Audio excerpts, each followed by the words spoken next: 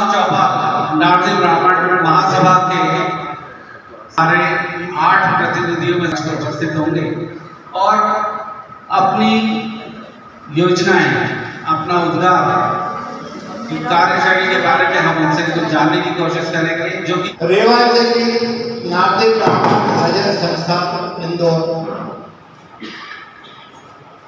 मां नर्मदा का भंडारा इंदौर में कहीं नहीं होता। हो सकता है दीगर लोग करते हो, किंतु नार्मदी समाज में नाम मां नर्मदा का भंडारा कहीं नहीं होता था।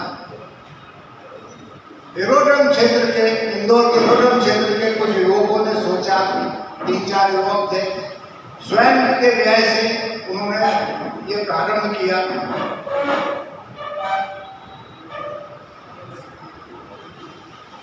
किंतु क्या होता है, बिना संगठन के कोई शक्ति नहीं होती। धीरे धीरे लोग जुड़ते गए। पहला भंडारा हुआ उसमें एरोड्रम, सिर्फ एरोड्रम क्षेत्र के 55 परिवार एकत्रित हुए। मैं जुड़ा उनके साथ। अगले वर्ष हमने अन्नकूट किया। करीब 75 से 100 परिवार एकत्रित हुए। इसके बाद हमने तय किया कि हर वर्ष मल मास में जब कोई विवाह शादी के आयोजन न हो, कोई मामूली कार्य न हो, उसमें हम मां नर्मदा का भंडारा करेंगे। इसलिए हमने हर वर्ष दिसंबर माह में भंडारा आरंभ किया।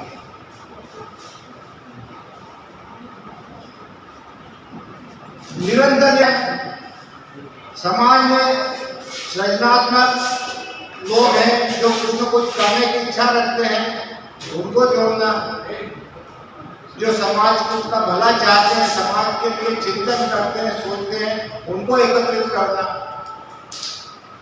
मुख्य ध्येय हमारा यही है। 6 सितंबर 1918 को रेवांचली नारदी ब्राह्मण भजन संस्था का पंजीयन हुआ। आज ये हमारा सितंबर माह में भी हमने 8 तारीख को हमारा वार्षिक उत्सव मनाया था।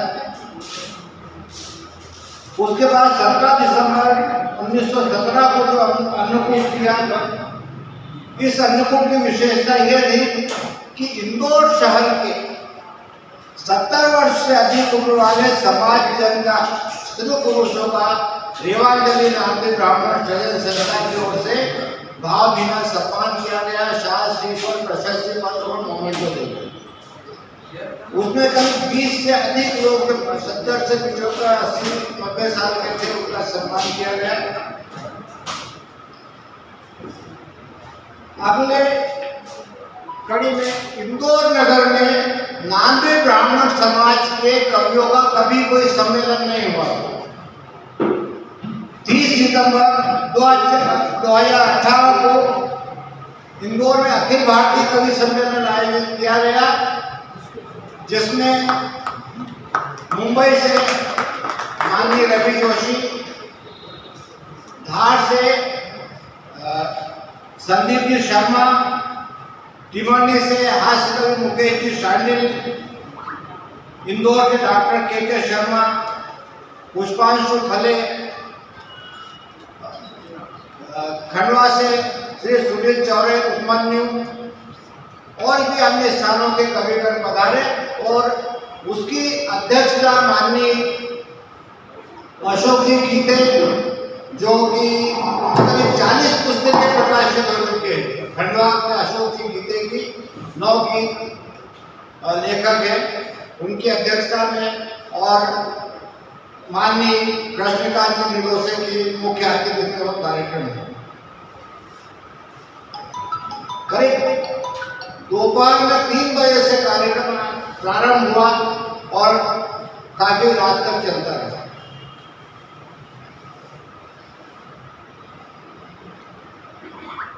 इसके बाद 29 दिसंबर 2019 को अन्नकूट का एक और कार्यक्रम हमने किया। इस कार्यक्रम की विशेषता थी कि विनायक नेत्रालय इंदौर के द्वारा एक नेत्र विशेषज्ञ का कैंप लगाया गया।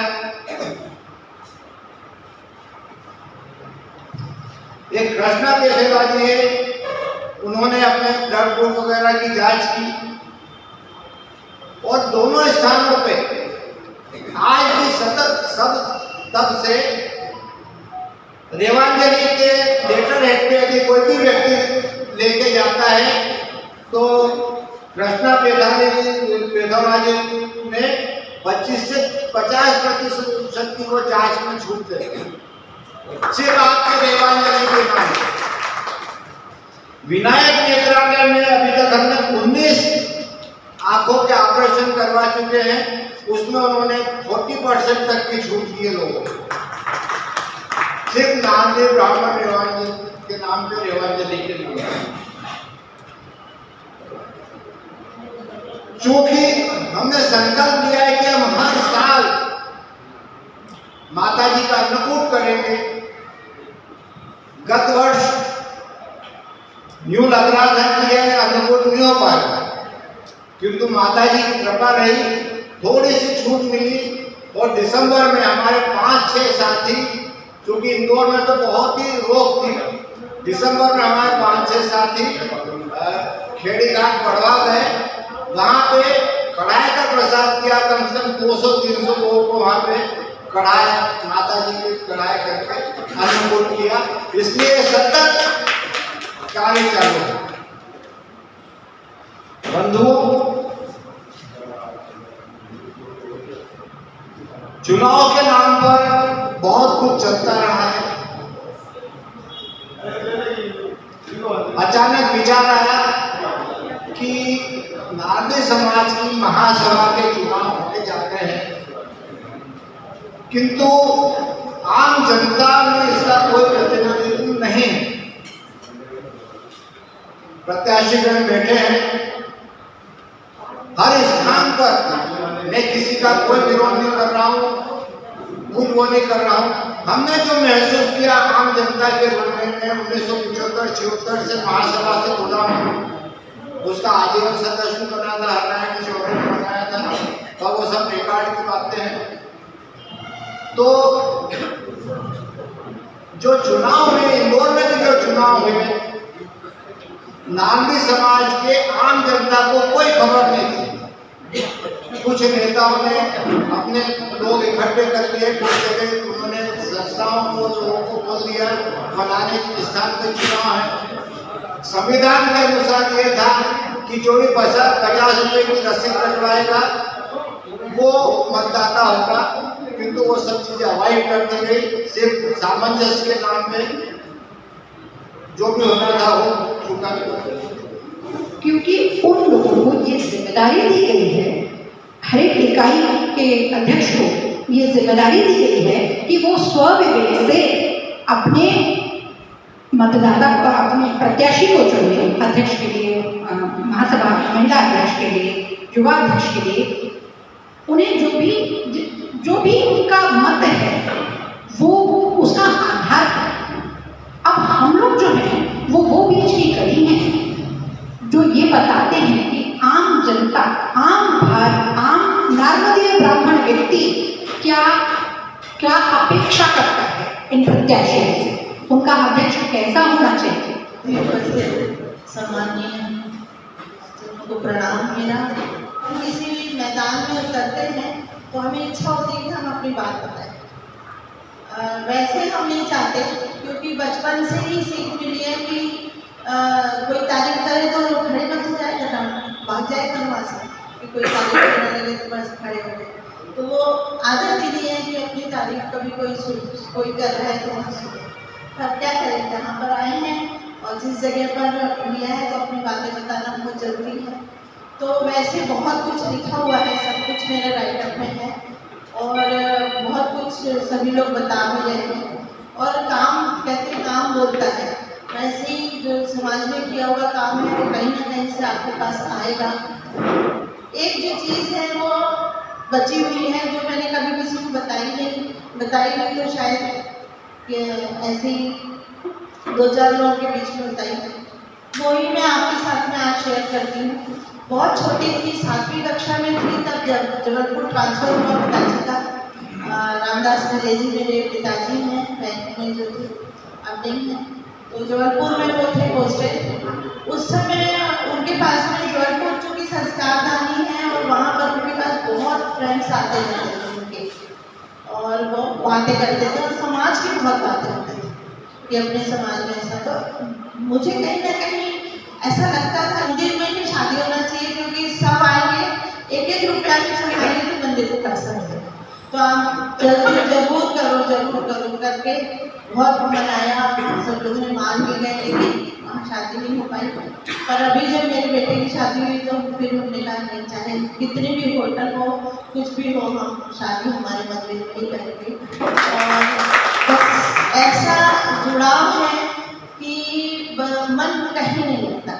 मैंने बहुत काम किए, मैंने टीचिंग भी की, उसके बाद स्वस्ति आर्ट्स करके, जैसा बताया भाभी ने कि स्वस्ति आर्ट्स करके एक मेरा था सेटअप था, उसमें मेरा डिज़ाइनिंग का काम था, प्रिंटिंग का काम था। उसमें भी मैं बाहर का काम नहीं कर पाती थी। होता क्या था, हम सुबह सुबह दर्शन करते हैं भगवान के और कहते हैं ग्राहक देवता है, ग्राहक देवता है। तब 40 रुपये पेज प्रिंट आउट करता था हमारा जो प्रिंटर, हमने और कंप्यूटर का भी साइकिल है ना, तो वो कहते थे नहीं 2 रुपये कम करो, 15 रुपये में करो, 10 में करो। तो मैं कह रहा था ऐसे कैसे भगवान आते हैं, ये 2 रुपये के लिए क्यों ऐसा बोलते हैं। तो मेरा मन ही नहीं लगता था उनका। लेकिन समाज के लिए जब भी काम रहता है, चिरोती मैंने बनाई, रात भर जग के मैं कंप्यूटर पे डिज़ाइन करते रहते थे। मेरे पिताजी भी कभी आते थे, कहते थे सो जाओ अब तुम, कहते थे नहीं बस थोड़ा सा बदल करके पूरा कंप्यूटर।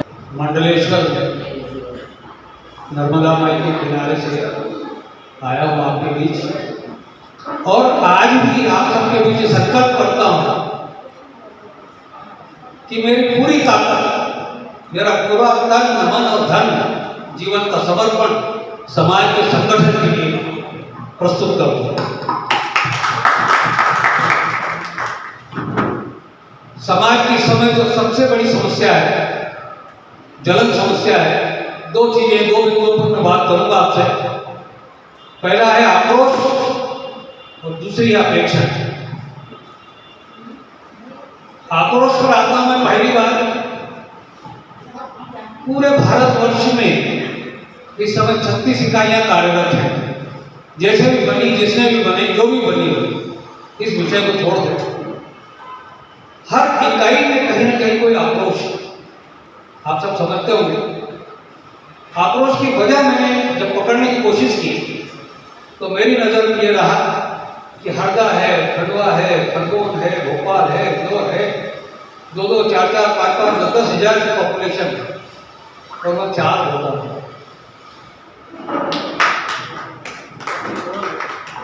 मैं समझता हूँ कि इससे बड़ा आक्रोश का कोई वजह ही नहीं होता। सही पकड़े, सही नस पकड़े, सही। धन्यवाद। मैंने सबसे पहले इस बिंदु पर, इस विषय पर ही काम करने का प्रण किया है। दूसरा, अपेक्षाएं। पूरे शताब्दी वर्ष में, 100 साल में अखिल भारतीय नामदेव ब्राह्मण समाज में इतनी अपेक्षाएं हैं। देखिए, किसने क्या किया ये बहस का विषय हो सकता है, किसने क्या नहीं किया ये भी बहस का विषय हो सकता है। तो कोई टिप्पणी नहीं करना चाहता। मैं क्या करना चाहता हूँ, मैंने अपनी आपकी समाज की अपेक्षाओं पर अपने आप को खड़ा उतरने के लिए मेरा संकल्प पत्र में आपके समक्ष लिखा है। बिंदुवार उसको समझें, देखें, और यदि आप योग्य समझते हैं तो आप सबका आशीर्वाद मिले, समाज का आशीर्वाद मिले। मैं अपनी पूरी जीवन, एक बात बता दूं मैं आपसे, रिटायरमेंट के बाद से मैं इस समय मेरे पास सबसे बड़ा यदि कोई धन है तो वो समय है। मेरा कोई गॉडफादर नहीं, मेरा कोई सलाहकार नहीं, मुझे मेरी माई मेरी सलाहकार है। वो जैसी प्रेरणा देती है वो काम में आगे बढ़ाता हूँ। मैंने अपने बच्चों से कहा, जो बात कह रहा हूँ 100% सही कह रहा हूँ, मेरे जीवन का उद्देश्य कुछ अलग है। मैंने अपने लिए जो सोचा है ये तन मन धन और जीवन उसको समर्पण है। आप सबसे आशीर्वाद चाहता हूँ। बहुत बहुत धन्यवाद। सबसे पहले तो हम सबकी आराध्य ही नहीं, हमारी माँ नर्मदा को नमन करता हूँ। एक बहन आई थी, पहले जी ने औपचारिक परिचय दिया था। अपने औपचारिक परिचय में उन्होंने सिर्फ उन्होंने कहा था कि आप लोग बताना, उसने बताया। सन 1970 में मैं मात्र 15 साल का था। तब हमारे बाबूजी मेरे पिताजी के साथ में हरदा के सम्मेलन में गए थे। उस हरदा के सम्मेलन में जाके देखा कि कैसे सम्मेलन होता है, कैसे समाज के बड़े बड़े लोग होते हैं, कैसे समाज में काम होता है। वो काम देखा और उससे प्रेरणा ली और उसके बाद ये मन में बीजारोपण हुआ कि समाज में रहना है, समाज का काम करना है, समाज की सेवा करना है। उसी प्रेरणा से भाई शुभम आओ, आदित्य आओ। उसी प्रेरणा का ये सुपरिणाम रहा कि मात्र मैं BSc first year second year में था तो आज आनंद चौदस है। ऐसे आनंद चौदस पे खरगोन में झांकियाँ निकलती थी और झांकियाँ भी कैसी निकलती थी, जैसे मिलों की निकलती है ऐसे वहाँ समाजों की निकलती थी। ब्राह्मण जम्मू ब्राह्मण समाज खरगोन, दिशानिमा समाज खरगोन, श्रीगोड़ ब्राह्मण समाज खरगोन, नारदी ब्राह्मण समाज खरगोन, ऐसी झांकियाँ निकलती। लेकिन जब मैं 17 साल का था उसके 4-5 साल पहले से झांकियाँ निकलना बंद हो गई थी अपने समझ। मैंने कहा अब क्या करें, बाल बुद्धि जो सोचती वो सोचती। मैंने कहा अपनी झांकी निकाली। ये बीजारोपण 1970 का 72 का हमने झांकी निकाली। झांकी निकालने कोई खेत तो होता नहीं है, तो घर से जो थोड़ा बहुत पैसे होते थे उस समय मेरे जेब में 1700 रुपये थे। वो 1700 रुपये लगाए, आसपास सबके हाथ जोड़े, बिजली वाले का हाथ जोड़े कि हमारी झांकी में बिजली लगा देना। ट्रैक्टर हमारे थोड़ा आवाज कम करना, हमारे पड़ोस में रहते थे, उनके काका आप हम प्लाइवुड डाल देते हैं, झांकियाँ हिलती डुलती वाली वो बनवा लिया। अब लोगों की झांकियाँ निकलती थी ट्रक और ट्रैक्टर में, हमारे पास पैसे नहीं और मांगना नहीं, डर कि भैया अपन जाएंगे और सब। तो ये रंगाड़ा बड़ी गाड़ी बैलगाड़ी, एक हमारे इंजीनियरिंग फैक्ट्री वाले काका जी थे, उनसे कहा काका जी हम लोग जैसे झांकी निकालना है, आप आपका रंगाड़ा दे दो। उन्होंने रंगाड़ा दिया, झांकी। ये बताने का मकसद सिर्फ इतना कि समाज के प्रति निष्ठा का बीजारोपण सही समय पर हो जाता है तो वो आपको आगे तक ले जाती है। उसके बाद से 1970 से लेकर अभी तक एक भी सम्मेलन ऐसा नहीं है जहाँ में नहीं कि आपके समाज में इन्वॉल्व होने का आपका मंशा है कि नहीं, जज्बा है। सिर्फ इसके लिए बता रहा हूँ, आपका प्रशंसा के लिए। एक बात तो इन्होंने बहन आरती ने बोला, दो चीजें मेरे दो नोशंस दो धारणा बड़ी स्पष्ट है। एक तो अगर आपको ये सब बताना पड़ा कि मैंने ये काम किया है तो मैंने कुछ नहीं किया। आपने किया जिनको देखना चाहिए, क्योंकि आप जिनको बताओगे उसको एक्सैजरेट बड़ा चढ़ा के बताओगे, इसलिए वो मैं नेता जी से मिलने गया तो वहाँ तो करोड़पति अरबपति से लेकर बन नहीं गए। उनके क्या दूंगा, तो मैंने जैनों के 2-3 बंडल में और महाराज जी के चरणों में, तो महाराज जी ने बाकी सब तो जो लाए थे उनकी तरफ तो देखा नहीं, मेरी लिए और सुबोधानंद जी को लिए बोले इसको रखो। मैं चुनाव के परिप्रेक्ष्य में मैं आज से अभी से नहीं, मैं पहले दिन से एक आग्रह करते आया हूँ कि समाज में चुनाव होना ही नहीं चाहिए। समाज में चुनाव मतलब कटुता। ये मैं जहाँ भी लिखने का मुझे मौका मिला, जहाँ भी मुझे बोलने का मौका मिला, जहाँ भी चर्चा करने का मौका मिला, हमेशा बोलते हैं मैं शैलेंद्र ही आते हैं इनके 2-4 इंटरव्यू में बोल चुका हूँ कि ये हमें कोई पॉलिटिकल पार्टी वगैरह थोड़ी है, ये घर है, ये घर है। और घर में अगर चुनाव वाली बात है, आपको 2 भाई में से एक भाई को चुनना, किसको चुनना? झगड़ा ही होगा ना। तो समाज में चुनाव का तो बहुत प्रबल विरोधी है। और पहले दिन में एक आग्रह करता है कि सर्वसम्मति बनाओ, सर्वसम्मति बनाओ। एक उदाहरण चैनल में हमेशा मैं देता हूँ, चाहे जितनी मजबूत, चाहे जितनी बड़ी चट्टान हो, उसमें अगर इतना सा भी सुराख है तो वो सुराख एक दिन इस चट्टान को तोड़। ये चुनाव हमारी चट्टान में वो सुराख है। इसका परिणाम हम चुनाव में देखें। हमारे पूर्वज महान पूर्वज, साधारण नहीं थे, असाधारण पूर्वज से उन्होंने 90 साल तक इस समाज में चुनाव नहीं होने। और जिन लोगों को भी ये बात करने का विषय नहीं, अपनी बात रखने का विषय, उन्होंने जिन पूर्वजों को, जिन महान लोगों को बनाया था अध्यक्ष, आज भी निर्विवाद है, उनको आज भी याद किया जाता है। ये उनकी महान उपलब्धि थी, ये उसका परिणाम था। मैं आज भी तैयार हूँ, 3 तारीख को भी तैयार होंगे। कोई भी योग्य व्यक्ति अगर आ जाए उसके लिए सर्वसम्मति बनाने की फर्स्ट पर्सन, मैं पहला व्यक्ति होऊंगा जो सर्वसम्मति के मार्ग में अगर बाधक हो रहा होगा तो सबसे पहले मैं। क्योंकि इस चीज को समझो, ये चुनाव कोई कॉलेज के चुनाव नहीं है, पंचायत सरपंच के चुनाव नहीं है, बुड्ढे बुड्ढी का खेल नहीं है। ये कटुता लाएगी। मैं फिर सबसे निवेदन करता हूँ, सबसे आग्रह करता हूँ, इस जीवाणु, रोगाणु, विषाणु को दूर करो। ये जितने बैक्टीरिया, वायरल ये है, इससे समाज को दूर रखना। अब प्रश्न एक के साथ प्रजातंत्र है, प्रजातंत्र में सबको अपनी भावनाएं व्यक्त करने का अधिकार तो मैंने कौन कर रहा है? अधिकार है, किस हेतु? पहले तो मैं आज ये सदस्य विद्वानों का सदन में कम से मेरे आग्रह युक्त है, बालू भाई, संविधान क्या है? 1-2 कानून के जानकार रहता हूँ बस, शिवराम तुम भी ध्यान रखना क्या है।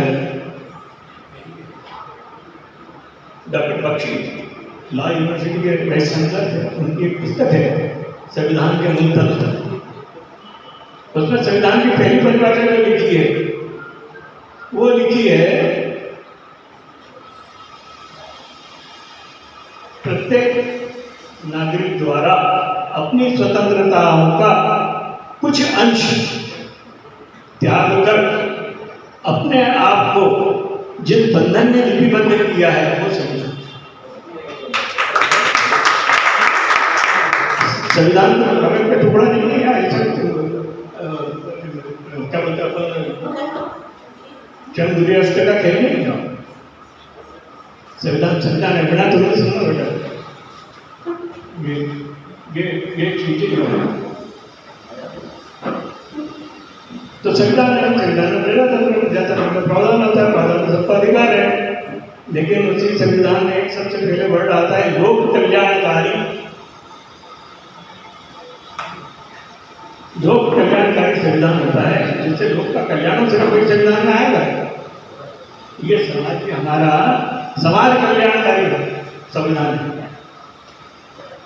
इसमें किसी भी तरह की मनोनुकूल, ये कार का स्टेज नहीं है कि राइट है तो राइट मोड़ दिया, लेफ्ट है तो लेफ्ट मोड़ दिया, नो। संविधान के बारे में गणित एक छोटा सा और बता दूं। सबसे बड़ी संसद द्वारा बनाए जाते कानून, उस कानून को भी संविधान की कसौटी पर सुप्रीम कोर्ट कसती है।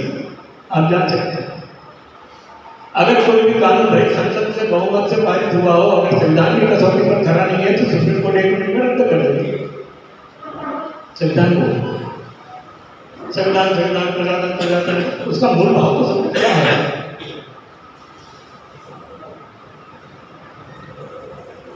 अब प्रश्न उठता है कि सर आप चुनाव लड़ेंगे और सर्वसम्मति की बात भी कर रहे हो। मैंने अपनी मंशा बता दी। आज भी मैंने अपनी मंशा में ये तक बताया था कि भैया मत बनाओ हमको, नहीं बनना है, लेकिन ऐसा व्यक्ति लाओ जो महासभा का सबसे पहला कर्तव्य है, बाकी सब तो बात की बात है। सबसे पहला कर्तव्य है महासभा का, सबसे पहला कर्तव्य और एकमात्र कर्तव्य, सबसे पहला और एकमात्र कर्तव्य है समाज में एकता लाओ, एकजुटता लाओ, समाज को राजनीति में ले जाओ, राजनीति को समाज में। जिस दिन आपकी परिपक्व एकजुटता किसी भी पार्टी में, उनको ये लगे कि ये नारंदेव है और इन पे कोई आदमी अगर है तो ये चाहे नारंदेव किसी भी पार्टी का आदमी नारंदेव के लिए एकजुट है, ये संदेश आप भिजवा दो एक बार। पार्टी वाले घर चल के नहीं आए तो मुझे बोलो। ये अपने सार्वजनिक जीवन का, शासकीय जीवन का, सामाजिक जीवन के अनुभव के आधार पर बताओ, ऐसे नहीं। तो पहली बात होगी सामाजिक एकता। एकता के बिना कुछ नहीं। कार्य तो जो करेंगे करना, करके चले जाओगे, अपने जीते जी लोग देख सके तो अच्छी बात है, नहीं देखे तुम्हारे बात तो बोलेंगे। आज हम कितने हमारे पूर्वजों के नाम आपको 1920 से लेकर अभी तक के जितने भी हमारे महान पूर्वज हुए हैं तो याद करते हैं लोग। तो आज मेरे को दूसरा दिन बोलते हैं, लेकिन इनको 100 साल बाद भी क्यों याद करते हैं? कुछ छोड़ के उनके बारे में किसी तरह की बात करना मैं घोर निंदा करता हूँ। भाई 1920 की कल्पना करो, कहाँ बिगड़े थे, क्या साधन थे, किन अवस्था में थे। एक बात और ध्यान से सुनो, ये जो हम आज गाड़ी घोड़ों से आते हैं ना, 4 से 5 पीढ़ी पहले हम सब गरीब थे। कोई दावा नहीं कर सकता कि हम लखपति थे। 5-6 पीढ़ी पहले मंदिर में नहीं हुए जाते थे या सीधा आते थे। ये तो माँ नर्मदा की कृपा है, ईश्वर की कृपा है जो आज हमको इतनी समृद्धि दी है कि जहाँ बैलगाड़ी और साइकिल से आते वहाँ यहाँ कारों से आते हैं। ये उसकी कृपा है।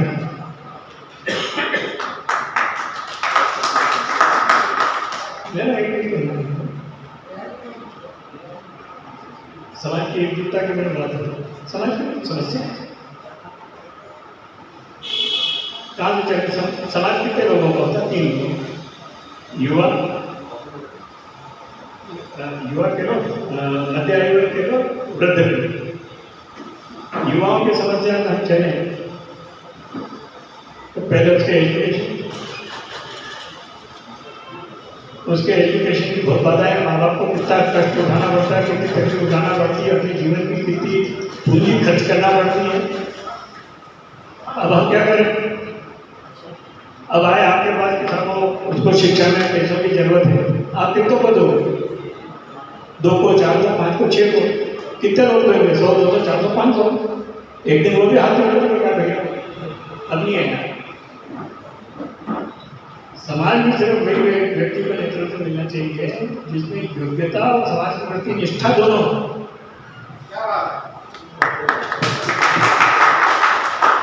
सिर्फ योग्यता तो मत बनाइए, सिर्फ निष्ठा है तो भी मत बनाइए।